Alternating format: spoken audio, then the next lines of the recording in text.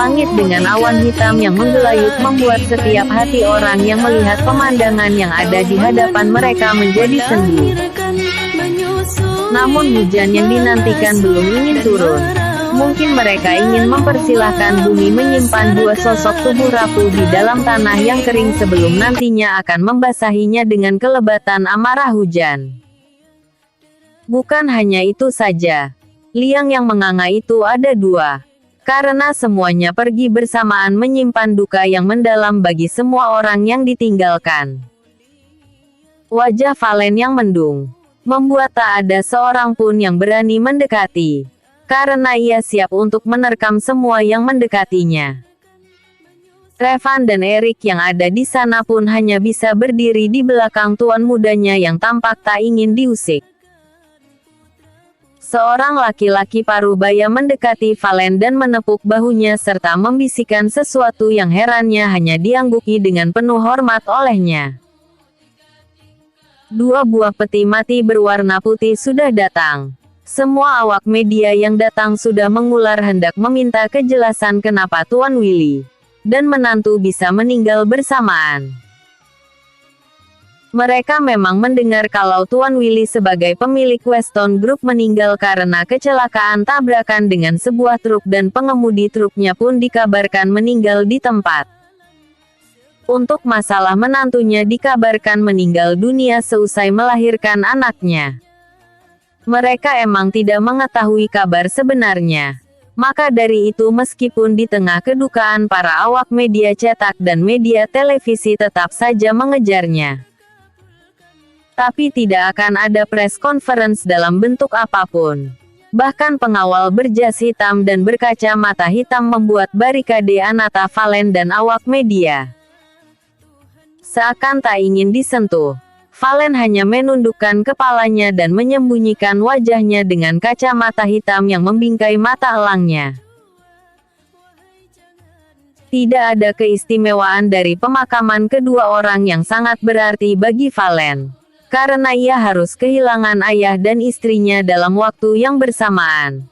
Seakan bumi tidak ingin ia bahagia di tengah kelahiran anaknya, disitulah kematian istri dan ayahnya pun harus ia hadapi. Pemakaman pun dilaksanakan seperti kilat. Pemuka agama yang ditunjuk hanya menghantarkan peti ke dalam liang dan menguburnya dengan tanah kering yang menggunung setelah sebelumnya taburan bunga dari para pelayat dan juga pihak keluarga. Hujan yang tak jadi turun seakan emang tak ingin membuat air mata yang turun menjadi lebih banyak lagi. Tak ada satupun yang memancarkan rona bahagia di sana. Tak ada jiwa yang bahagia di sana. Hanya hitam dan kelabu yang menghantar seseorang ke kehidupan selanjutnya setelah kematian. Valen yang memakai baju serba hitam itu dari tadi menyembunyikan wajahnya. Mungkin ia tidak ingin terlihat oleh awak media kalau ia sedang bersedih. Sorot matanya yang aneh memancarkan kebencian dan kemarahan di sana. Isak tangis dari papa dan mama mertuanya dan om tante dari mendiang istrinya terdengar memilukan. Entahlah apakah itu tulus atau hanya sekedar drama yang tersaji di sebuah pemakaman.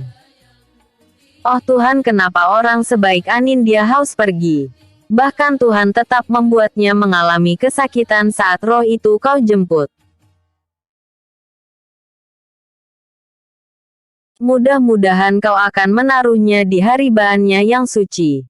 Tempat malaikat dan anak-anak kecil bersukacita sehingga tidak ada lagi kesakitan dan yang ada hanyalah damai sejahtera. Kasak-kusuk itu yang terdengar di area pemakaman. Bahkan orang-orang yang pernah menyukai istrinya bisa dihitung ada di sana semua. Valen jadi berpikir bagaimana kalau dirinya yang berpulang dahulu.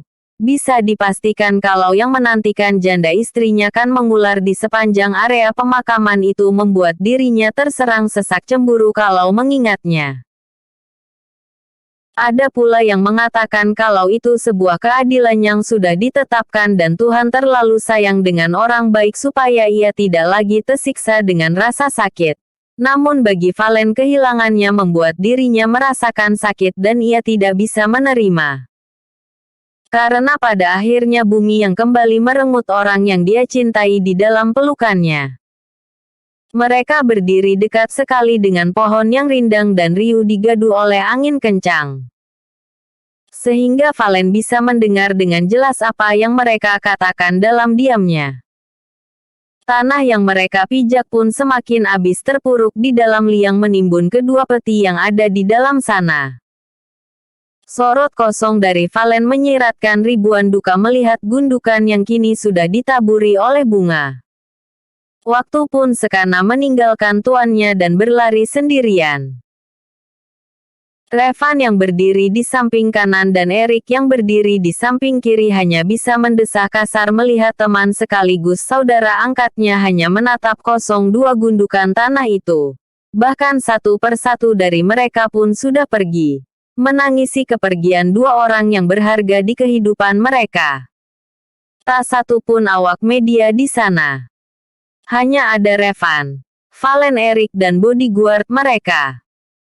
Valen mendekati gundukan baru yang baru saja selesai ditaburi dengan bunga-bunga yang berwarna-warni.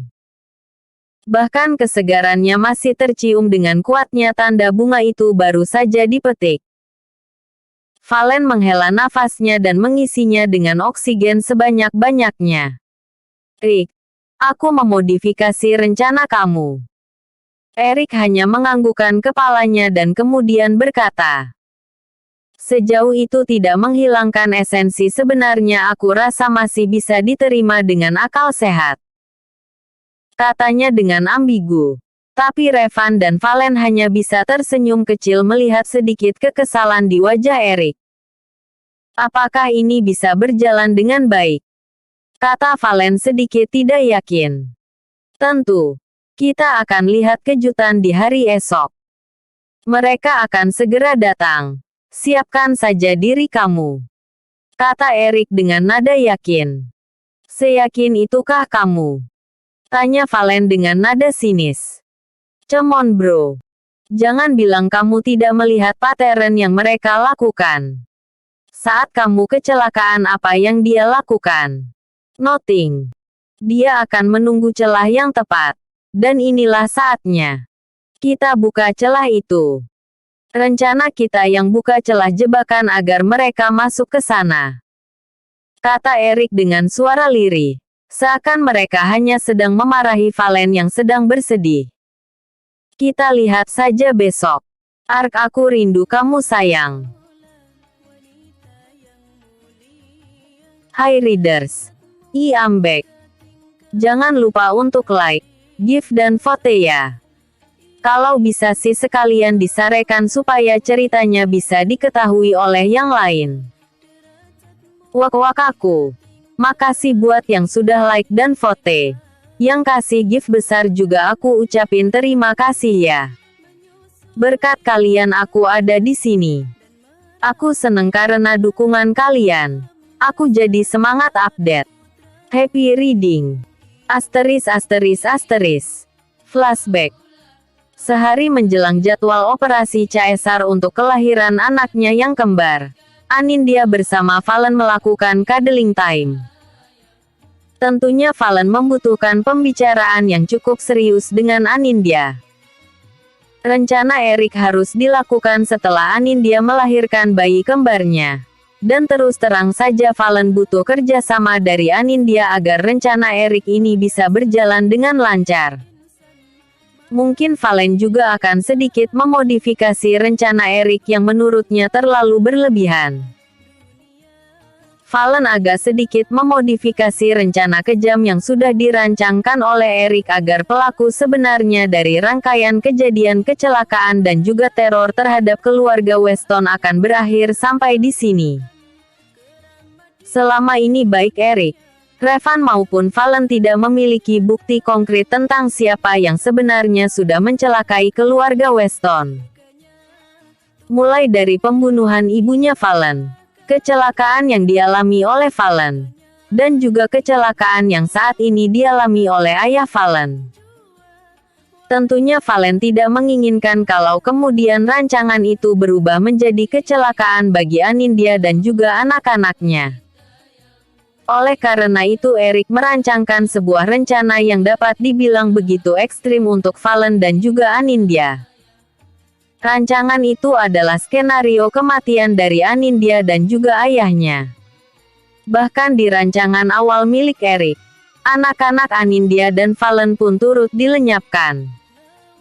Sekalipun itu merupakan skenario saja tapi Valen tidak menyetujuinya. Tapi setelah melalui perembukan dari Revan dan juga Eric akhirnya dengan berat hati Valen menyetujui rancangan yang sudah dipikirkan oleh Eric. Tentu saja Valen tidak serta-merta menyetujui apa yang menjadi rancangan dari Eric. Dan pada beberapa hal, ada yang dimodifikasi ulang oleh Valen. Dia rencananya akan bekerja sama dengan Anindya untuk membuat seakan-akan Anindya tidak ada setelah melahirkan anaknya. Valen juga menyembunyikan kenyataan sebenarnya bahwa yang dilahirkan oleh istrinya adalah 2 bayi kembar laki-laki. Eric sudah mempersiapkan desas-desus yang disebarkan oleh beberapa orang yang dia percayai sebagai buzzer di dunia sosial media, agar sebarkan berita bohong tentang berita kematian serta berita tentang kelahiran anak dari Valen. Eric bahkan sudah bisa memastikan bahwa orang-orang dari Bill dan juga Tere akan segera datang untuk melakukan tindak lanjut dari keterpurukan yang sudah dialami oleh Valen. Mereka pasti akan menjebak Valen untuk melakukan hal-hal yang dapat membahayakan posisinya sebagai pewaris tunggal dari Weston Group. Di sini Valen hanya butuh melindungi anaknya karena anaknya pun akan diincar oleh pamannya itu untuk dibunuh. Sama seperti ketika pamannya itu ingin membunuh dirinya karena status pewaris tunggal yang melekat pada dirinya. Oleh karena itu mengapa Valen sengaja hanya mengakui 1 orang dari anaknya saja karena akan lebih mudah bagi dirinya melindungi seorang bayi daripada 2 orang bayi. Dan itu pun sudah ada di dalam rencana yang disusun oleh Valen sebagai modifikasi rencana yang sudah dibuat oleh Eric. Sayang, apa kamu takut menghadapi hari esok di mana jadwal operasimu besok untuk melahirkan kedua anak kita? Tanya Valen sambil mengelus lengan istrinya karena posisinya saat ini Valen sedang berada di belakang punggung istrinya memeluk perut buncit dari istrinya itu. Valen dan Anindya sedang berada di kamar yang besok rencananya akan menjadi kamar operasi untuk melahirkan kedua buah hatinya itu. Bukan takut sih mas. Lebih tepatnya aku ini sekarang sedang berharap-harap cemas ingin segera melihat wajah anak kita. Apa wajahnya itu mirip sama kamu? Ataukah malah mirip sama aku? Perkataan Anin dengan suara lirih dan mengiringinya dengan kekahan kecil karena dia juga membayangkan kalau wajah anaknya itu mirip dengan Valen yang datar dan dingin. Valen jadi tersenyum membayangkan kalau anak laki-lakinya itu mirip dengan ibunya pasti anaknya itu akan terlihat sangat tampan. Melihat dari ibunya saja sangat cantik dan banyak digandrungi oleh laki-laki.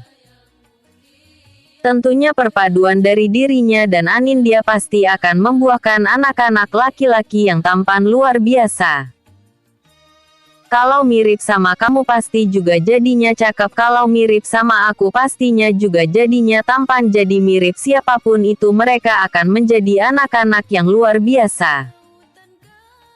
Sahut Valen dengan nada gemas karena memegang perut buncit istrinya itu membuatnya ingin juga meremas bagian dada istrinya yang juga kenyal menggemaskan. Kamu juga tahu kan, Mas? Kalau aku sudah melahirkan berarti aku tidak bisa melayani keinginan kamu yang mesum itu, jadi kamu harus sabar selama 40 hari untuk tidak melakukan hal-hal yang berbau mesum. Sampai habis masa nifasku. Kata Anin mengingatkan.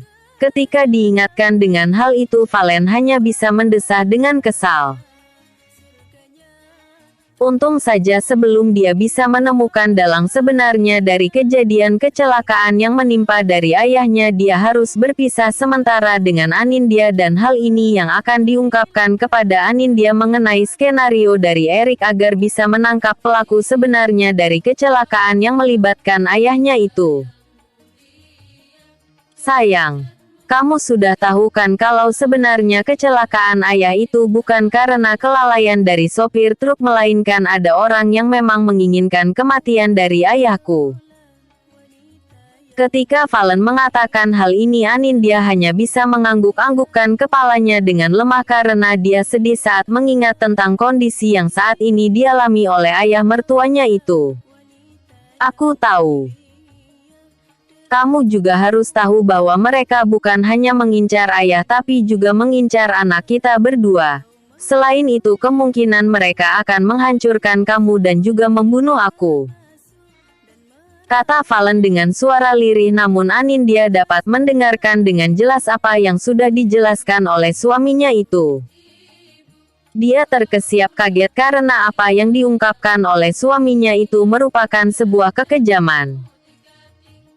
Karena pelaku sebenarnya bukan hanya menginginkan harta kekayaan milik suaminya itu, tapi mereka juga ingin menghancurkan, membunuh dan melenyapkan keturunannya. Kok begitu kejam? Anindya yang memiliki watak baik hati dan pemaaf tentu saja tidak pernah bisa membayangkan ada orang yang memiliki hati sekejam itu. Dan kamu tahu siapa yang kita curigai sebagai dalang dari semua kecelakaan dan teror ini? Valen hanya bisa gemas ketika melihat istrinya itu hanya menggeleng-gelengkan kepalanya karena memang dia tidak tahu bahwa salah satu dari orang-orang yang ada di dekatnya itu adalah orang yang berpotensi untuk mencelakakan dirinya dan juga keluarganya.